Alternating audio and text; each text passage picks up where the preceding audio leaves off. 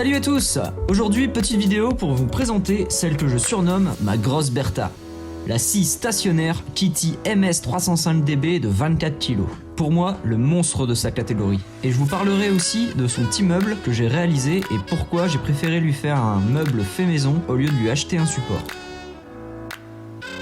Je vais vous parler un peu maintenant de ses grandes capacités de coupe, avec à 90 degrés jusqu'à 315 mm de largeur de coupe et 109 de profondeur. Cela me permet même de pouvoir couper jusqu'à des planches de 60 cm de largeur en les retournant sans avoir besoin de sortir la scie plongeante. Sa plate tournante est de 250 mm et elle est équipée de butées à gauche et à droite sur différents angles jusqu'à 45 degrés. Et justement, à 45 degrés, elle offre une capacité de coupe de 220 mm de largeur et 109 de profondeur. Elle développe une puissance de 1800 watts avec une vitesse de 4500 tours minute et l'avantage, comme certaines de ses concurrentes, c'est que son laser n'est pas à pile mais branché sur l'alimentation de la scie et commandable avec un petit bouton sur la poignée. Et elle ira jusqu'aux capacités minimum légales à 45 et 45 degrés dans les deux sens, une coupe de 220 mm sur 39 mm.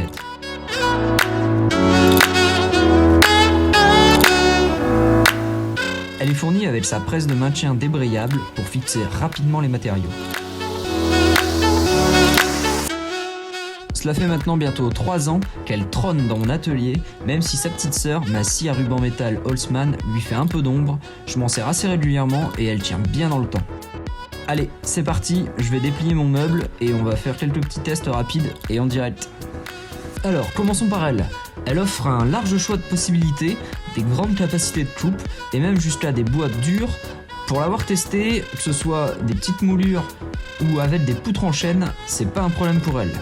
Même en passant par du PVC très épais, et bon, même si c'est pas conseillé avec la lame d'origine, couper de l'alu avec est un jeu d'enfant. Je cherchais à la base une scie stationnaire pouvant me servir aussi bien pour des petites coupes que pour des poutres en bois bien hard. Et franchement, pour le prix, je ne pensais pas qu'elle serait aussi bien précise, même sur des petites moulures, comme sur des larges coupes de planches ou de poutres.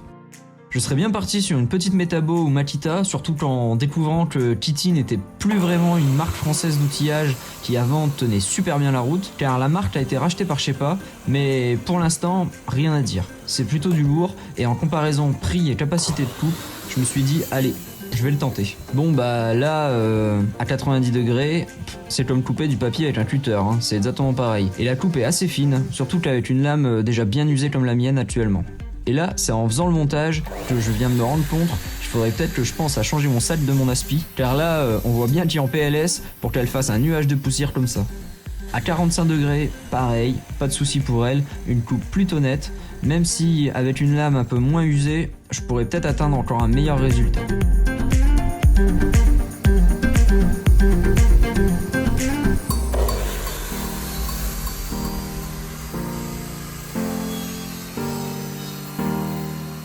Et à 45 degrés couché, bon, hormis le fait que l'on peut voir au vu de la fumée que ma lame est bien usée, ce qui fait que la coupe est pas top, mais c'est très facile à utiliser.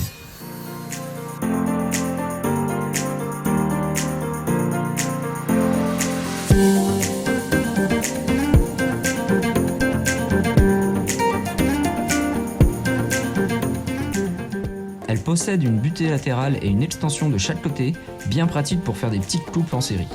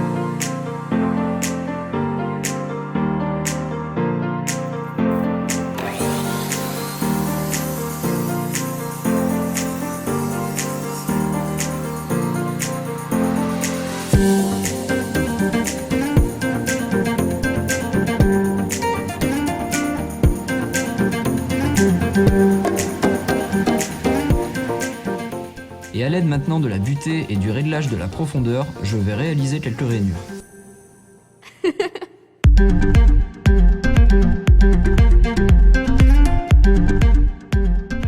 C'est plutôt facile à mettre en place et à utiliser, même si c'est pas toujours facile de bien mesurer la profondeur avant d'attaquer. Mieux vaut faire quand même quelques essais.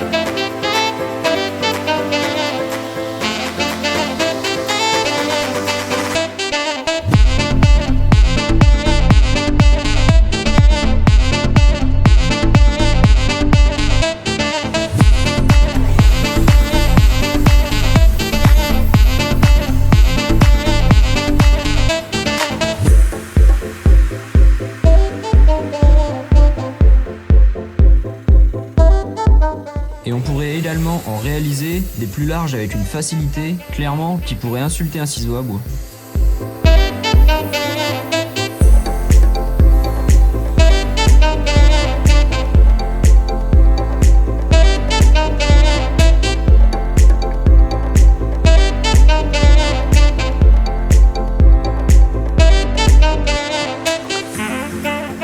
Et pour finir, je ne savais pas trop comment réaliser un petit test de précision, alors j'ai improvisé dans une dernière chute une petite série de coupes très étroites.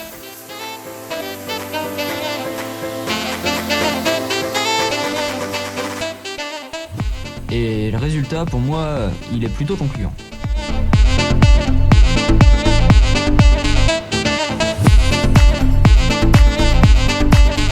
Au niveau de sa graduation, ses réglages d'angle sortis d'usine étaient plutôt corrects. Et moi qui me disais que l'aiguille noire sur la graduation était pas très pointue à la base, à l'arrière je me suis rendu compte qu'en fait la valeur précise de l'angle correspond plutôt à un des côtés de cette aiguille et qui en fait permettait d'être bien plus précis et pas se baser à la valeur définie par la pointe. Et vu sous cet angle, c'est le cas de le dire, on a une belle précision.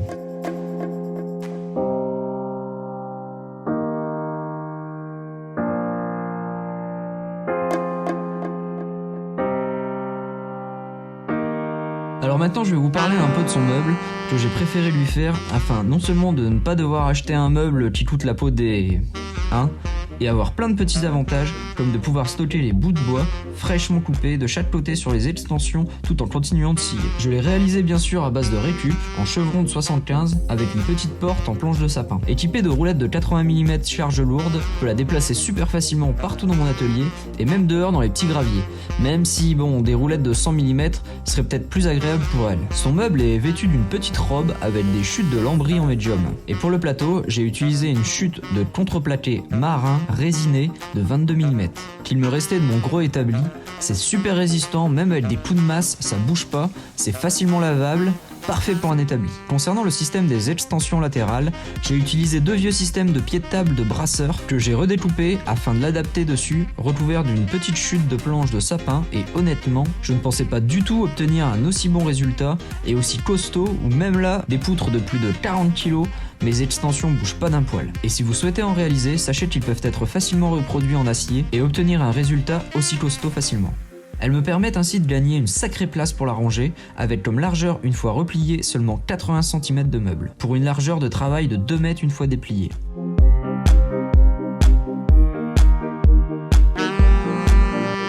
Et concernant les rouleaux convoyeurs, je les ai trouvés sur un de mes sites préférés, c'est Motedis. Ils sont spécialisés dans les composants de construction, parfaits pour les projets DAI et CNC, où vous pouvez retrouver une gamme ultra complète des produits en matière de déplacement linéaire, de contrôle mécanique, un joli rayon quincaillerie, et comme dans notre cas, pour du flux de matière. Ils vous proposent de réaliser des convoyeurs sur mesure en aluminium et dotés de 2 roulements en insert plastique, avec billes en acier. Et vous pouvez les acheter sans ou avec un axe en aluminium de 8 mm. Et pour ma part, je les ai fait faire en 40 mm sur 20 cm de long.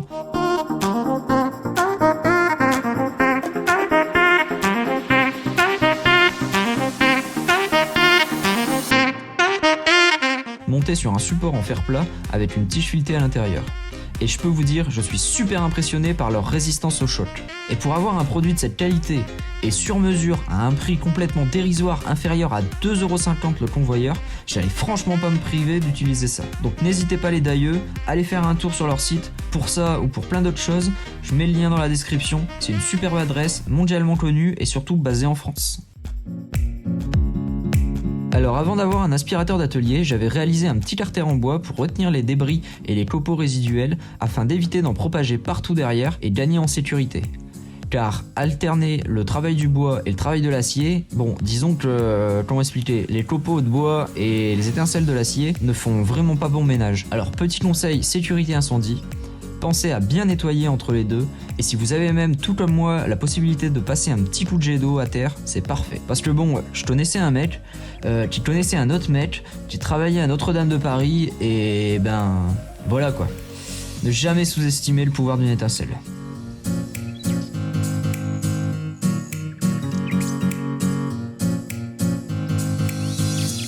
Et pour finir, un gros avantage de ce petit meuble, c'est de pouvoir y intégrer une aspiration automatique à l'intérieur qui s'allume comme par magie au démarrage de la scie. Et oui, c'est beau l'électronique.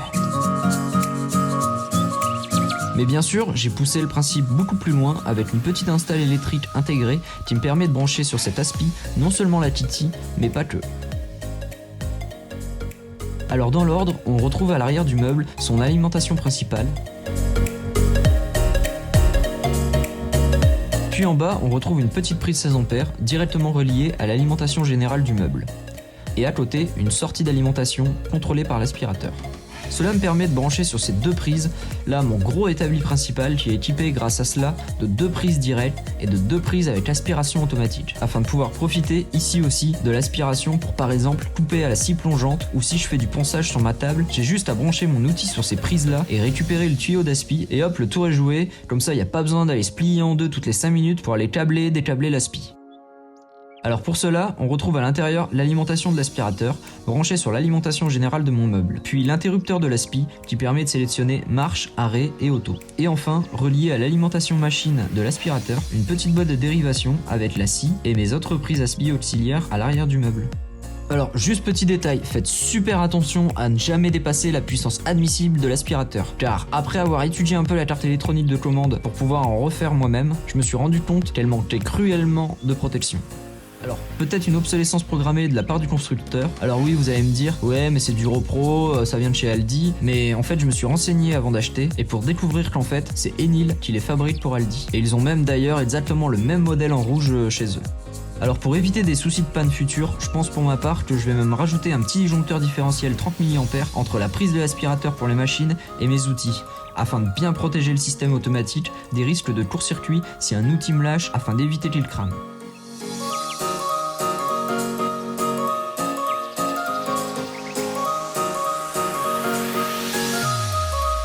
Alors voilà, cette petite présentation est maintenant terminée. Alors, petite conclusion, moi pour ma part, je suis tombé vraiment amoureux de cette machine. Les capacités de coupe sont énormes et ça me dépanne énormément. Je coupe même jusqu'à des grosses poutres en chaîne sans aucun problème, avec une facilité incroyable avec cette machine. Là où clairement des petites machines un peu plus petites mais vachement aussi performantes telles que les Metabo ou les Bosch ou même les DeWalt auraient pu être intéressants, mais là clairement une DeWalt dans ces dimensions là ça m'aurait coûté à peu près 6 fois plus cher. Là on la trouve à peine 260 € et clairement elle fait le travail. Le gros avantage également c'est qu'elle est livrée avec une deuxième lame gratuite et ça c'est vraiment pas mal. Moi ça fait plus de 2 ans que je suis avec cette lame là. Elle commence légèrement à être un peu voilée, il faudrait que je la change, mais bon là pour l'instant je fais rien de trop fin avec, donc pour l'instant je garde encore cette première lame. Dès que je vais devoir travailler, faire des choses un peu plus précises, je n'hésiterai pas à changer de lame. Alors pour parler du support, pourquoi j'ai réalisé ce petit support là et pas utiliser un support de scie traditionnel, c'est parce que comme vous pouvez le voir, j'ai énormément besoin de place et l'avantage avec ce genre de support c'est que là j'ai gagné 2 fois plus de place qu'avec un support traditionnel, surtout pour cette machine là. Et l'avantage c'est que voilà, mon aspiration dedans, ça c'est super. Et le gros avantage également c'est qu'il est sur roulette et que je puisse le balader dans mon atelier partout et réorganiser l'atelier en fonction des chantiers que j'ai à faire. Alors Gros bémol sur cette machine, c'est vraiment le principal point faible que je trouve sur cette machine, c'est son laser. J'ai utilisé le laser pendant les premiers mois où il était super intéressant, très bien, très précis, donc c'était super. Par contre, un jour j'ai eu la très bonne idée de couper un peu du métal non ferreux avec. Alors, la lame, avec la lame d'origine et tout, même si c'est déconseillé, elle fait le taf de manière pareille, d'une facilité, ça en vient déconcertant. Mais gros souci, c'est que en fait, j'ai piqueté la petite vitre du laser avec des morceaux de métal. Donc, ce qui fait que la petite vitre maintenant est complètement brouillée et j'ai complètement perdu le laser. Alors, on peut éventuellement enlever le cache. D'ailleurs, D'ailleurs, il n'y a pas besoin de moi pour le faire. Alors, je vous le montre l'état après 3 ans. Bon, il a un petit peu souffert, ce petit cache. Alors au départ, je pensais vraiment que ça allait faire une sacrée différence, dans le sens où la plupart des machines que je connaissais, le laser était super apparent et avait souvent tendance à énormément se boucher. Là je me suis dit, avec un petit cache comme ça, avec une vitre lisse, ça serait vachement plus simple à nettoyer rapidement en passant un coup de doigt entre chaque coupe. Mais là, ce petit cache-là a vachement bien souffert avec des petits morceaux de bois ou quoi qui volaient dedans, etc. Et une fois, j'ai un morceau de bois qui a sauté et ça l'a complètement accroché et ça l'a complètement cassé. Alors, j'ai pas encore contacté les SAV. Je pense que je vais pas m'embêter. Je vais refabriquer un petit support avec une plaque de plexi afin de pouvoir protéger le laser et qu'il soit facile à nettoyer et peut-être voire même un petit peu plus costaud ou dans le pire des cas pouvoir le changer assez facilement. Pour éviter ça, parce que bon, ça je pense que c'est vraiment le petit point noir de cette machine. Alors voilà, que dire de plus au niveau entretien, bon, un peu comme toutes les machines, un petit coup de graissage un coup de temps en temps. Bon, il y en a qui disent que éviter le graissage c'est bien. Moi pour ma part, je graisse quand même un petit peu parce que dans mon atelier c'est quand même relativement assez humide. Donc j'hésite pas quand même à graisser un coup les paliers un coup de temps en temps, ça lui fait pas de mal. Alors voilà, cette petite vidéo est maintenant terminée. Alors n'hésite pas à t'abonner en cliquant ici, juste sur le petit logo à droite à la fin de la vidéo, pour ne rien rater des projets d'ail, réparation et test outils. Et puis retrouve-moi également sur Insta pour suivre toute l'actualité entre les vidéos. Allez, je vous laisse, je vais attaquer le petit Ultimate défi lancé par MichMich pour essayer de le sortir d'ici ce week-end. Allez, salut, bon bricolage et à bientôt!